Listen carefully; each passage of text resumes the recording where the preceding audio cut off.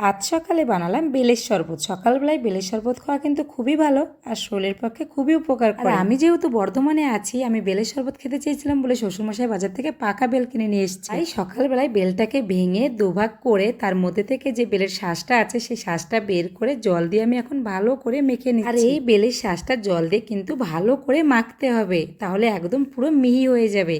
তো দেখো এইভাবে মিহি হয়ে গেছে। তারপর আমি এর মধ্যে দিয়ে দেবো পরিমাণ মতো চিনিটা কিন্তু এর মধ্যে অবশ্যই দিতে হবে, তা নাহলে কিন্তু খেতে একদমই বাজে লাগবে। আর চিনিটা দিলে কিন্তু অপূর্ব সুন্দর স্বাদ আসে। তারপরে দেখো চিনি দিয়ে আমি ভালো মতো মেখে নিয়েছি আর খুব সুন্দরভাবে দেখো মিহি হয়ে গেছে। বেলের শাঁসটা খুব ভালোভাবে আমি মাখিয়ে নিয়েছি। এবার আমি এর মধ্যে থেকে কিছু বেলের বীজ আর আঁশ এইভাবে বার করে ফেলে দিতে হবে, তাহলে খেতে খুব ভালো লাগবে।